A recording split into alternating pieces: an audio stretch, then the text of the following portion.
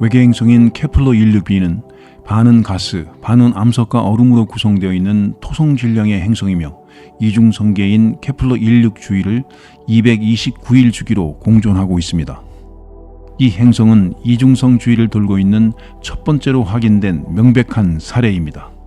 즉, 한 개가 아닌 두 개의 별 주위를 돌고 있는 행성입니다.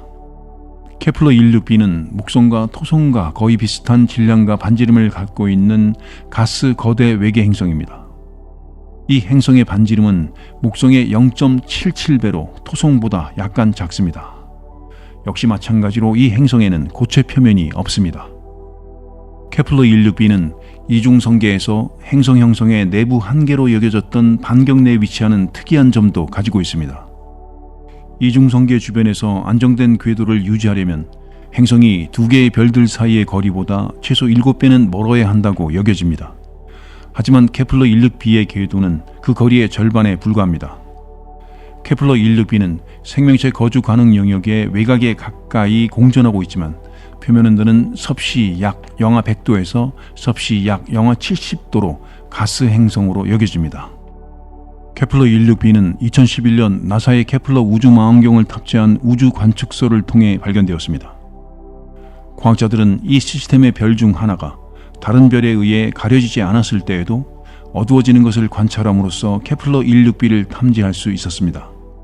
또한 이 행성과 그 별들의 모든 일식과 통과의 지속 시간을 측정함으로써 케플러 16 시스템 내의 천체들의 크기와 질량을 평소보다 훨씬 높은 정밀도로 계산할 수 있었습니다. 2014년에는 케플러 169b가 더 어두운 별의 일식을 멈추었고 2018년에는 더 밝은 두 번째 별의 통과를 멈추었습니다. 그 후에는 케플러 169b를 통과 방식으로 감지할 수 없게 될 것이며 대략 2042년까지 그럴 것입니다. 2021년 케플러 169b는 방사속도 방법으로 감지된 첫 번째 이중성계 행성이 되었습니다. 이 방법으로 발견된 두 번째 행성은 2023년에 발견된 TOI 1338c입니다. 케플러 169b는 K형과 M형의 이중성계 주변을 도는 이중성 궤도를 형성합니다. 그리고 이 두 개의 별들은 약 42일마다 서로 공존하고 있습니다. 별들은 각각 0.68 및 0.2 태양 질량과 0.64 및 0.22 태양 반지름을 가지고 있으며 표면 온도는 각각 4450 켈빈과 3311 켈빈입니다. 두 별의 밝기는 각각 태양의 14% 그리고 0.5%입니다. 별들의 특성과 궤도 동력학에 따라 이 시스템의 추정 연령은 약 20억 년으로 보고 있습니다. 케플러 169b는 228일을 주기로 모항성들을 돌고 있습니다. 이 거리는 0.704AU인데 금성이 태양으로부터 공존하는 거리인 약 0.71AU와 거의 비슷합니다.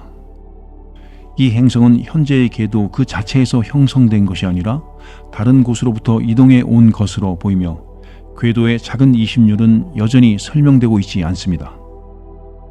또한 이 시스템의 거주 가능 영역은 이중성계로부터 약 5,500만 킬로미터에서 약 1억 600만 킬로미터 사이로 보고 있습니다. 케플러 169b는 약 1억 400만 킬로미터의 궤도로 이 거주 가능 영역의 외곽 근처에 위치하고 있습니다. 이 가스 거성 자체에서 생명체가 존재할 가능성은 매우 낮지만 최근 시뮬레이션에 따르면 다른 천체들의 교란으로 거주 가능 영역 중심의 지구 크기 행성이 궤도를 이탈하여 케플러 169b가 그것을 위성으로 포획할 가능성이 있었다고 합니다. 또한 연구자들은 약 1억 4천만 킬로미터 떨어진 곳에서 이산화탄소와 메탄 등의 온실가스를 두텁게 갖춘 온도를 유지하여 물이 액체 상태로 존재할 수 있는 먼 거리의 거주 가능 행성의 가능성도 고려했습니다. 안정된 궤도를 위해서는 위성의 모행성 공전주기와 모행성의 모성 공전주기 간의 비율이 1.9보다 작아야 합니다. 예를 들어 한 행성이 별 주위를 90일 동안 공전한다면 그 행성의 위성의 최대 안정 공전주기는 10일 미만이어야 합니다. 시뮬레이션에 따르면 약 45일에서 60일 사이의 공전주기를 가진 위성은 태양과 같은 별로부터 1AU 거리에서 공전하는 거대 가스 행성이나 갈색 외성에 안전하게 속박될 수 있습니다. 또한 조석 고정은 위성이 판구조 운동을 유지하게 할 수 있으며 이는 화산 활동을 통해 위성의 온도를 조절하고 지구 역학적인 효과를 창출하여 위성에 강력한 자기장을 부여할 수 있습니다. 지구와 유사한 대기를 약 46억 년 동안 유지하기 위해서는 위성은 화성과 유사한 밀도를 가져야 하며 최소 0.07 지구 질량이 필요합니다. 위성이 강력한 자기장을 갖고 있음으로써 항성풍과 복사대를 효과적으로 막을 수 있다면 대기 손실을 줄일 수 있는 방법 중 하나가 됩니다. 나사의 갈릴레오 임무에서 얻은 측정 결과에 따르면 대형 위성들은 자기장을 가질 수 있는데 이는 목성의 위성인 가니메데가 자체 자기권을 가지고 있는 것에서도 확인할 수 있습니다. 다음은 케플러 186F입니다. 케플러 186F는 적색외성인 케플러 186 주변의 거주 가능 영역 내에서 공전하고 있는 지구 크기의 외계 행성입니다.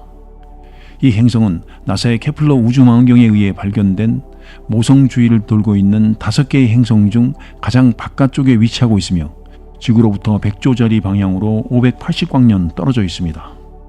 케플러 186F는 모성으로부터 0.43AU 떨어져 있으며 공전 주기는 대략 180일 정도입니다. 이 행성의 질량은 지구의 약 1.44배, 반지름은 지구의 1.17배 정도입니다. 생명체 거주 가능한 행성 후보 중 하나로 지구 크기와 유사한 반경을 가진 첫 행성으로 발견되었습니다. 그러나 생명체가 살 수 있는 환경을 결정하기 위해 여전히 필요한 요소들이 많이 남아있는데 여기에는 대기와 그 구성 그리고 표면에 액체물이 존재할 수 있는지 여부가 포함됩니다. 이러한 신호를 찾기 위해서는 3년간의 데이터 분석이 필요했습니다. 나사의 케플러 망원경은 통과 방식, 즉 행성이 별 앞을 지나갈 때 발생하는 별빛의 어두워짐을 측정하는 방식을 이용하여 이 행성을 탐지해 왔으며 모성에 훨씬 가까이 붙어서 공전하고 있는 지구보다 약간 큰 4개의 추가 행성도 함께 발견했습니다. 이 행성은 암석 행성이거나 두꺼운 대기를 가진 저밀도의 바다 행성일 수도 있습니다. 지구 반경의 1.5배 이하인 행성에서는 대규모 수소와 헬륨 대기가 존재할 가능성이 낮다고 여겨지기 때문입니다. 지구의 반경보다 큰 행성들은 거주하기 어려운 두꺼운 대기를 쌓는 경향이 있습니다. 적색외성은 젊었을 때 나중보다 훨씬 강한 극자외선 플럭스를 방출합니다. 케플러 186F의 평균 온도는 대기가 없는 상태에서의 표면 온도로 약 섭씨 영하 85도로 추정되며 이는 화성의 평균 온도보다 다소 추운 것으로 알려져 있습니다. 이 행성의 모성인 케플러 186은 총 5개의 행성을 거느리고 있습니다. 이 별의 질량은 태양의 0.54배이고 반지름은 태양의 0.52배입니다. 이 별의 온도는 3755켈빈이며 약 40억 년의 나이로 태양보다 약 6억 년 젊은 것으로 알려져 있습니다. 이 별의 밝기는 태양의 약 5% 정도밖에 안 되는 매우 어두운 별입니다. 케플러 186F가 거주 가능 영역 내에 위치하고 있지만 그것이 거주 가능하다는 것을 의미하고 있지는 않는데 이는 그 대기의 특성에 달려 있습니다. 조석 고정 상태일 가능성은 약 50% 정도입니다. 이 행성은 지구보다 모성에 더 가까이 붙어 있기 때문에 그것의 회전 속도는 지구보다 훨씬 느릴 것이며 하루가 몇 주 혹은 몇 달로 길어질 수 있습니다. 케플러 186F의 축 기울기는 아마도 매우 작을 것인데 그래서 지구처럼 기울기에 의한 계절 변화가 없을 것으로 추정됩니다. 그리고 궤도는 거의 원형에 가깝기 때문에 화성처럼 이심률에 의한 계절 변화도 겪지 않을 것입니다. 그러나 만약 케플러 186E와 그 사이에 다른 미발견의 행성이 존재한다면 그 축 기울기는 더 클 수 있습니다. 행성 형성 시뮬레이션에 따르면 이 영역에 적어도 하나의 추가 행성이 존재할 가능성을 배제할 수 없습니다.